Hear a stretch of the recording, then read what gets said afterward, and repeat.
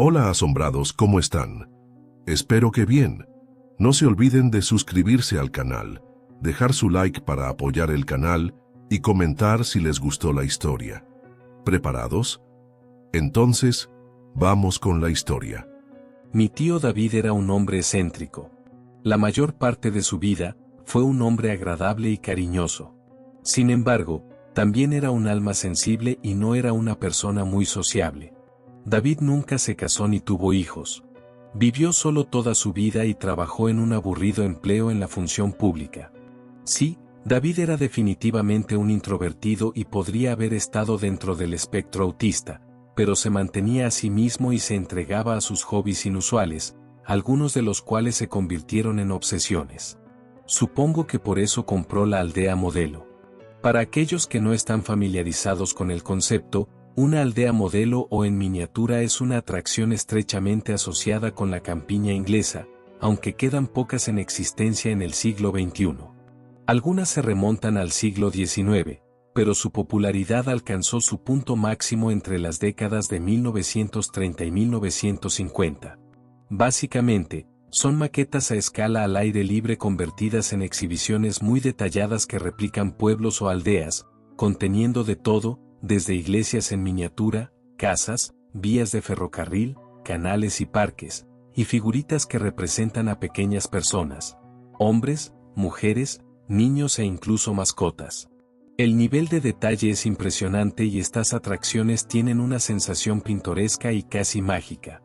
Pero, por supuesto, como tantas otras cosas, las aldeas modelo han perdido gran parte de su atractivo en la era digital moderna, incapaces de competir con opciones y lugares de ocio más contemporáneos.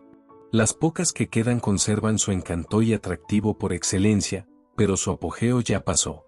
El tío David no podría haber previsto esta tendencia cuando compró su propia aldea modelo a principios de la década de 1990, aunque dudo que eso lo hubiera detenido, ya que nunca consideró la atracción como una empresa financiera. No les diré la ubicación de la aldea de mi tío David. Ya no existe, pero no puedo garantizar que su antiguo sitio sea seguro o que el mal que una vez habitó allí se haya ido. Sin embargo, se la describiré. La aldea se llamaba Mosville, un nombre extraño con connotaciones ligeramente siniestras. Este era el título con el que venía la atracción cuando David la compró, y él se mostró inflexible en que el nombre no cambiaría. Después de todo, era un fanático de la tradición. Mosville fue construida a una escala de 1 a 72 y contenía la mayoría de las características que uno esperaría encontrar en una aldea tradicional inglesa de finales del siglo XIX o principios del XX. La calle principal consistía en una iglesia con campanario, anglicana, por supuesto, un ayuntamiento ordenado con un techo de cúpula de cobre y una escuela con grandes ventanas de vidrio. La calle también contenía varias tiendas bien cuidadas, una carnicería, una tienda de comestibles, un pub del pueblo, un banco y una oficina de correos, el tipo de pequeños negocios que están desapareciendo lentamente en el mundo real.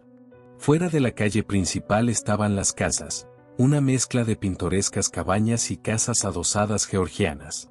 El detalle era asombroso, hasta los diminutos macizos de flores en los jardines rodeados por vallas blancas. La casa solariega estaba ubicada en las afueras de la aldea, cerca del arroyo construido a propósito que atravesaba el campo falso. La casa tenía 4 pisos de altura con vidrieras y torretas. Los terrenos a su alrededor estaban meticulosamente diseñados y mantenidos, con una avenida bien cuidada y bordeada de árboles que conducía a sus puertas principales. Más adelante, a lo largo del río, se encontraba un molino de viento en funcionamiento, más de diseño holandés que inglés, pero aún acorde con el ambiente de la atracción. La última característica notable era la estación de tren al sur de la aldea, una larga plataforma y una estación de ladrillo rojo con una antigua locomotora de vapor que se quedaba permanentemente en las vías, con sus vagones adjuntos divididos en primera, segunda y tercera clase. Y luego estaban las figuritas, los diminutos, aldeanos, que poblaban Mosville. Cada uno era único y tenía sus propios nombres basados en sus roles y trabajos: la dama de la casa solariega, el carnicero, el vicario, la esposa del tendero, el conductor del tren. Todos parecían ser personas felices ocupadas en sus asuntos diarios. Todo estaba bien ordenado y era pacífico en Mossville, ya que representaba un oasis de tranquilidad en un mundo que de otro modo sería caótico. O al menos, eso es lo que solíamos creer. Como probablemente puedan notar, yo solía pasar mucho tiempo en Mossville. Mis padres me llevaban a mí y a mi hermana allí con regularidad cuando éramos pequeños y antes de que mi mamá y papá se divorciaran. Recuerdo lo mágico que era ese lugar para visitar de niño. Mi tío siempre estaba feliz de vernos y compartir su aldea con nosotros, contándonos a mi hermana y a mí las historias detrás de cada edificio, característica y figurita. Sin embargo, era estricto, advirtiéndonos que nunca nos metiéramos con su amada aldea. Recuerdo una vez que accidentalmente dañamos el techo de la iglesia mientras jugábamos, y David se puso furioso con nosotros. Su reacción fue aterradora y supongo que no entendíamos por qué estaba tan obsesionado con su aldea. Lamentablemente, David era un hombre con muchos problemas. Pero la vida siguió. Mi hermana y yo crecimos y dejamos de visitar Mossville y a mi tío. Ahora me siento mal por ello, pero yo era un adolescente malhumorado y hormonal y el último lugar en el que quería pasar el rato era en una aburrida y vieja aldea modelo. Lamentablemente, el estado mental del tío David solo se deterioró en los años siguientes. Se jubiló anticipadamente de su trabajo y se obsesionó aún más con la construcción y el mantenimiento de Mossville. Por un tiempo, la dirigió como una atracción familiar, cobrando una pequeña tarifa de entrada para que las familias la visitaran los fines de semana y días festivos. Pero finalmente se cansó de estos visitantes y sus formas disruptivas, optando por cerrar Mossville al público y convertirla en su refugio privado. En los años siguientes, David se convirtió en un recluso total, cortando lazos con la mayor parte de su familia y los pocos amigos que tenía. Mi madre todavía lo visitaba ocasionalmente, principalmente para asegurarse de que su hermano aún estuviera vivo, pero generalmente recibía una recepción fría. No sé qué le sucedió a David que lo hizo aislarse del mundo exterior y sumergirse por completo en su hobby casi infantil. Quizás sufrió una tragedia personal o un desengaño que no conocíamos, o tal vez simplemente no podía lidiar con el estrés y las presiones del mundo. En cualquier caso, me temo que su vida estaba destinada a terminar trágicamente. Así que permítanme contarles sobre el verano de 2001. Mi madre no había visto a su hermano en unas 2 semanas. Lo llamaba con suficiente regularidad, pero mi tío rara vez contestaba o devolvía la llamada. Un día, ella fue a su casa de campo y no obtuvo respuesta cuando tocó el timbre, ni siquiera cuando golpeó la puerta repetida y fuertemente. Preocupada, usó su llave de repuesto para entrar a la casa de David, pero descubrió que él no estaba en casa. En ese momento, las alarmas comenzaron a sonar, ya que David rara vez salía, si es que lo hacía, pero mamá aún no entró en pánico. Ella comenzó a preocuparse de verdad cuando se dirigió al sitio de Mossville y encontró el taller de David vacío y ninguna señal de él en la aldea. No solo eso, sino que el lugar era un desastre, con edificios en miniatura destrozados y figuritas rotas y esparcidas por todo el hormigón y la hierba. Mamá sabía lo mucho que Mossville significaba para su hermano y solo podía imaginar el impacto que este acto de destrucción sin sentido tendría en su estado mental. En este momento, sí entró en pánico y llamó a la policía, pero no pudieron presentar un informe de persona desaparecida hasta 72 horas después. Este plazo llegó y pasó y el informe fue procesado, pero no se obtuvo ninguna información. Mamá llamaba a la policía a diario hasta que dejaron de devolverle las llamadas, y luego comenzó su propia búsqueda, publicando historias en la prensa local, colocando carteles de personas desaparecidas por toda la campiña e iniciando un sitio web solicitando información, ya que esto fue antes de que las redes sociales fueran algo importante.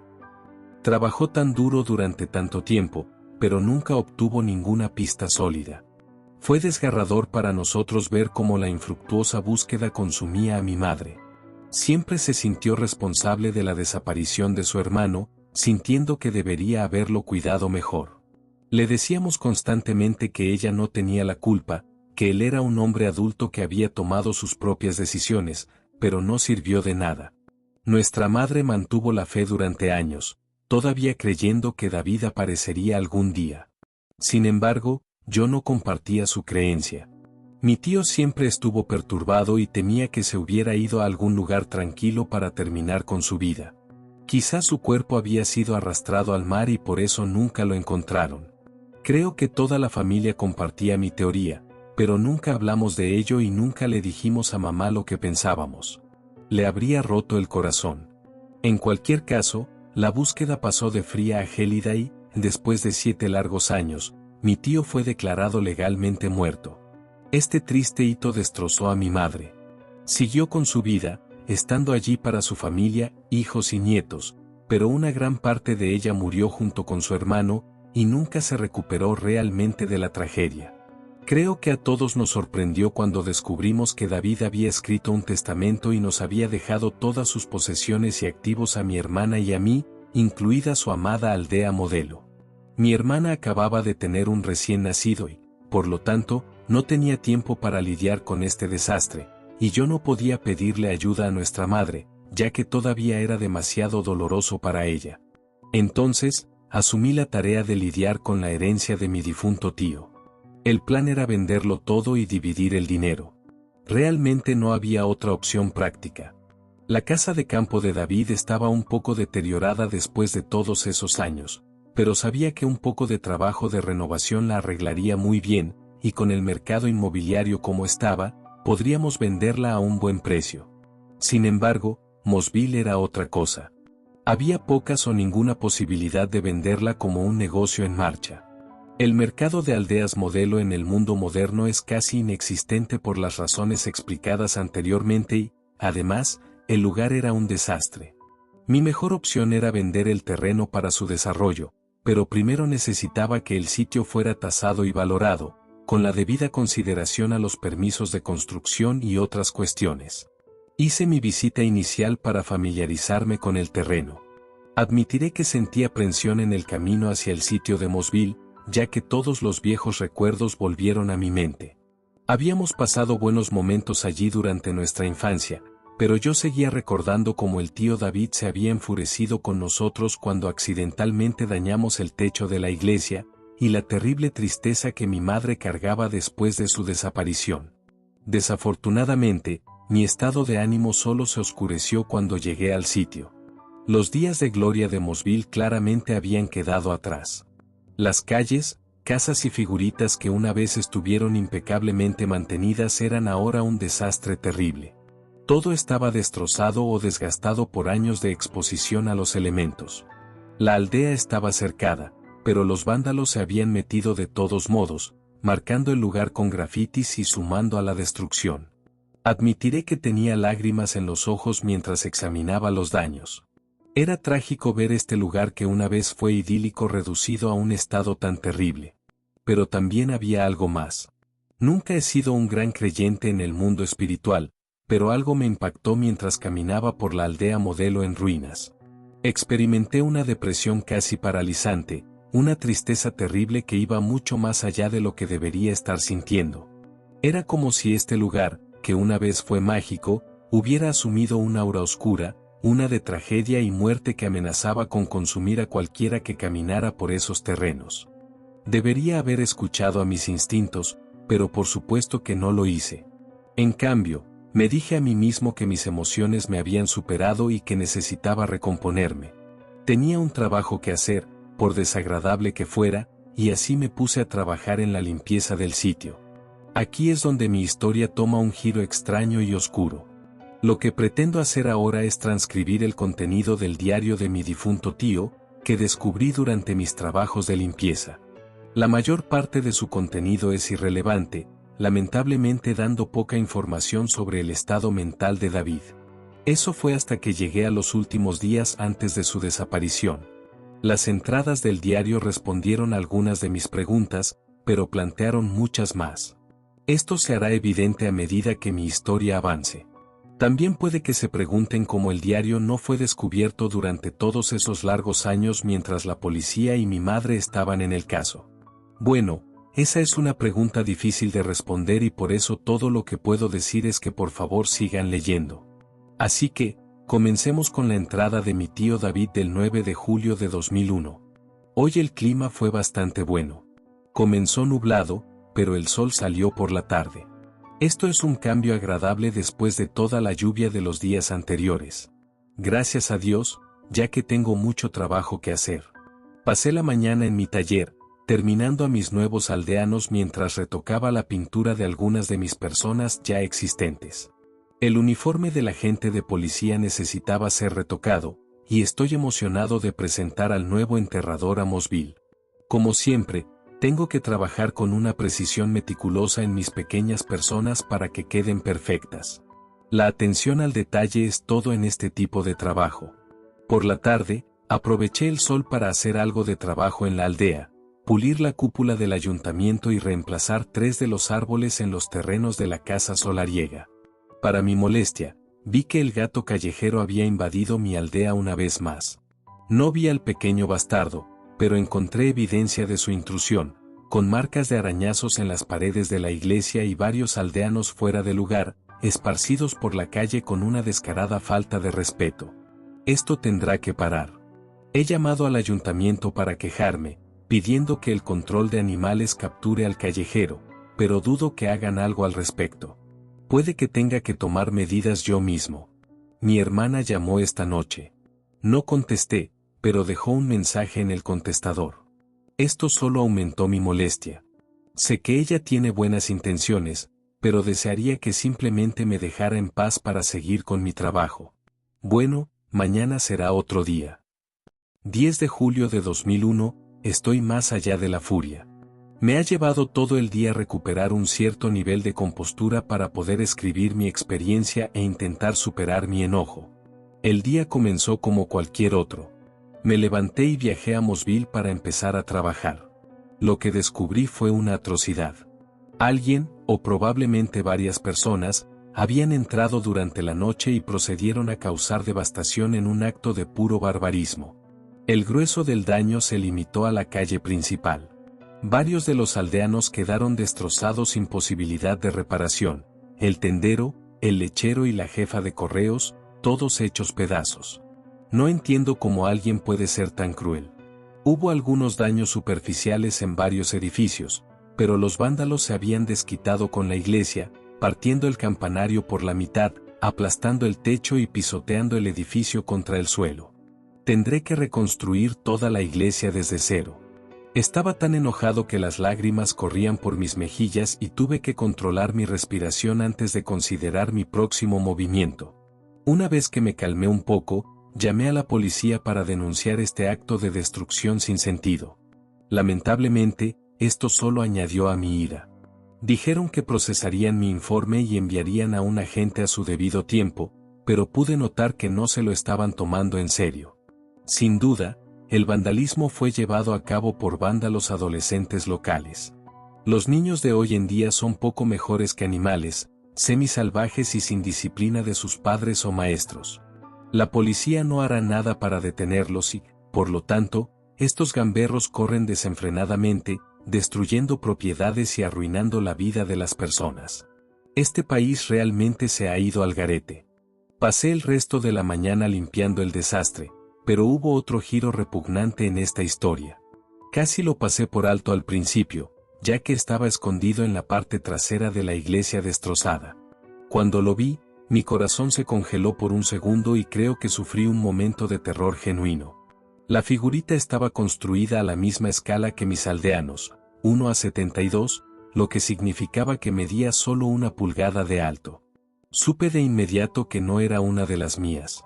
Después de recuperarme de mi conmoción inicial, me puse de rodillas para examinar la miniatura con más detalle. Lo que vi fue a un ángel de la muerte, Grim Reaper, una figura siniestra vestida con una túnica oscura hasta los pies y con una capucha que le cubría la cabeza. La figura no tenía rostro, pero llevaba una guadaña casi tan alta como él, cuya hoja estaba hecha de una diminuta cuchilla de afeitar real. Encontré la figurita repulsiva y nunca tendría una miniatura tan fea en mi aldea. Pero esto planteó la inquietante pregunta de quién había dejado la figura y por qué.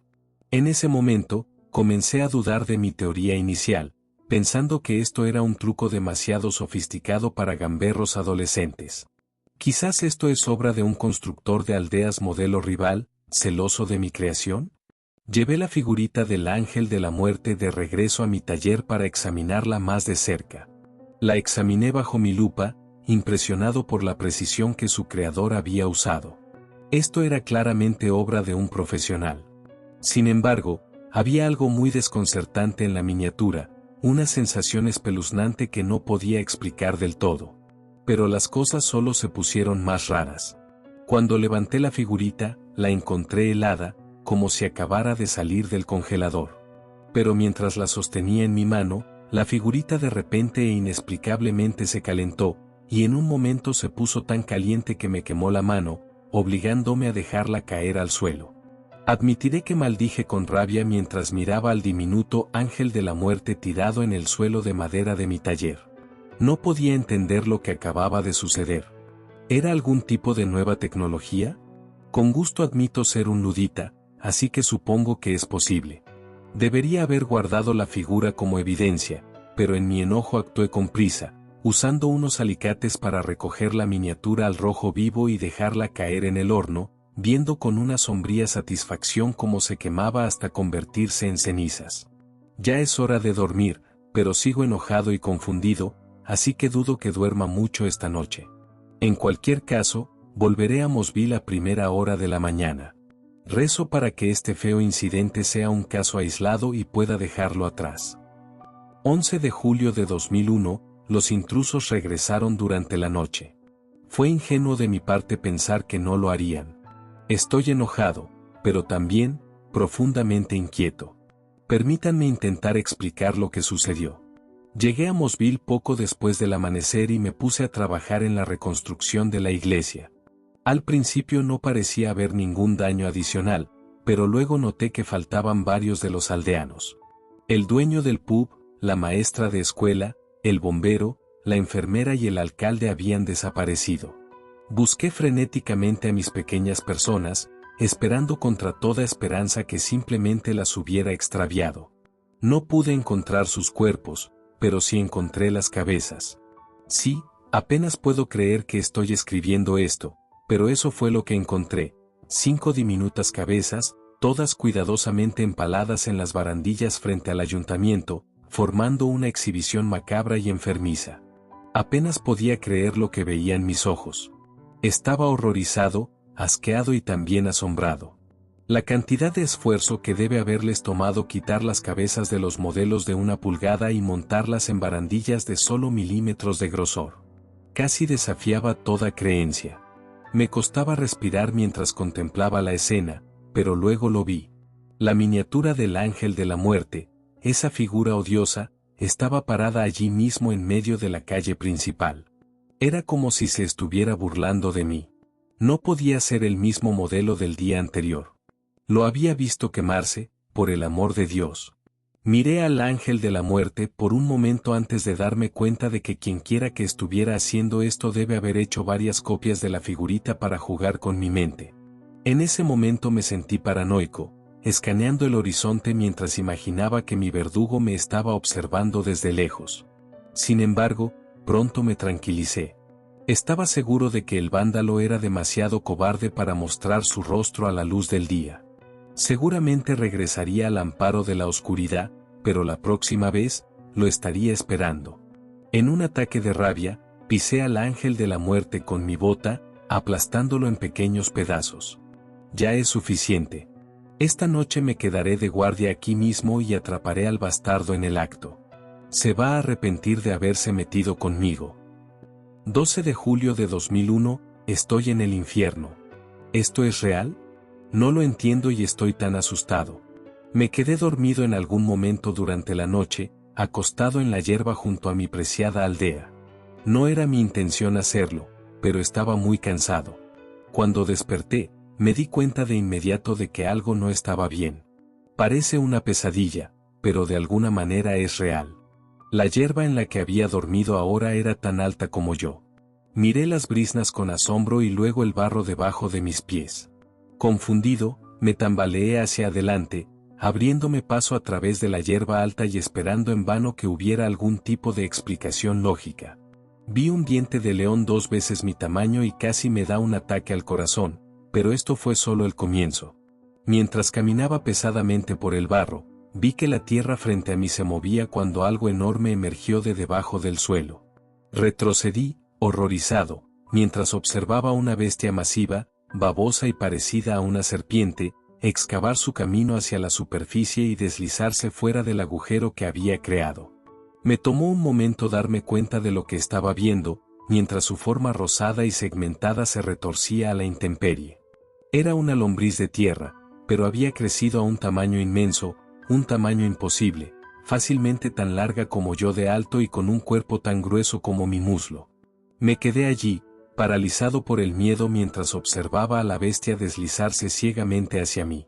Pero un momento después, una enorme sombra apareció sobre mi cabeza, una forma masiva que nos eclipsaba tanto a mí como al gusano. Hubo un graznido tremendo, un estruendo agudo que casi me deja sordo. Un segundo después, la enorme bestia alada se zambulló, extendiendo sus poderosas garras.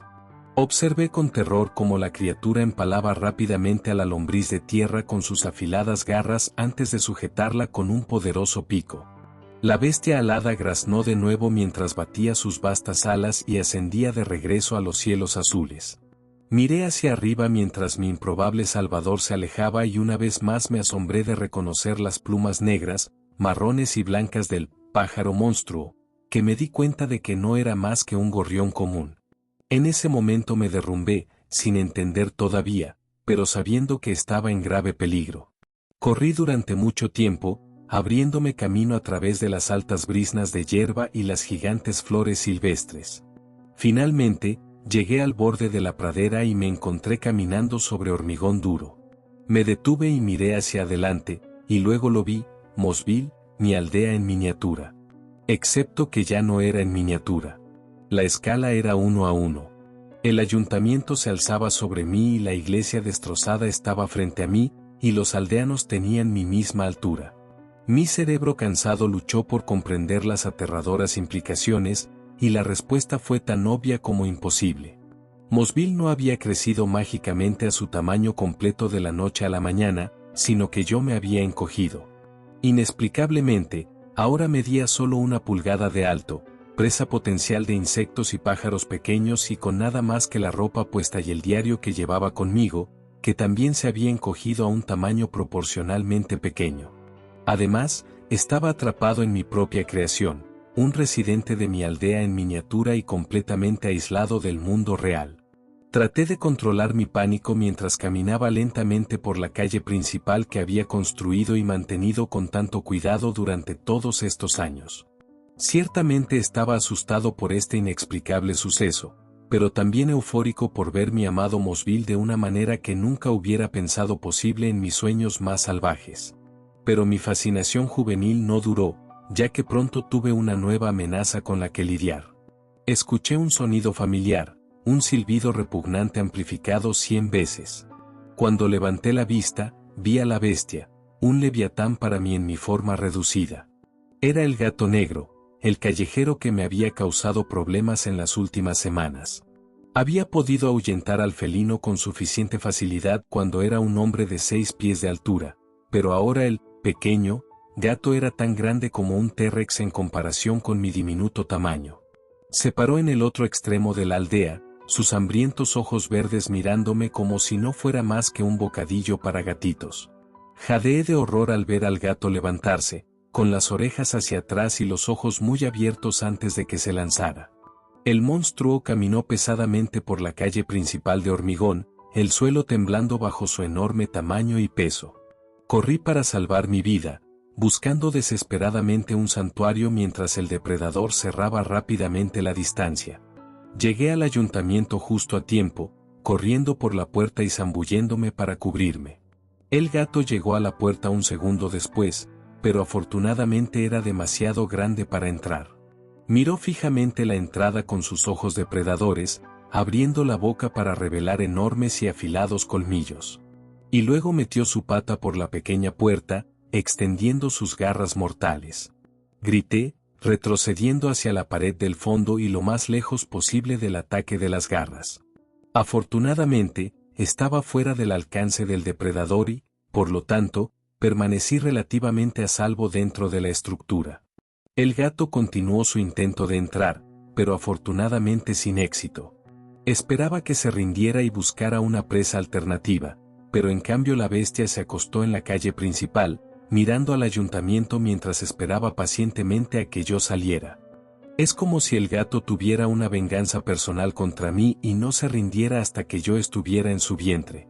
Sigo atrapado dentro del ayuntamiento mientras escribo esto, sin comida, agua o ninguna posibilidad de rescate. Estoy solo y asustado, y no sé cómo saldré de esto de una pieza.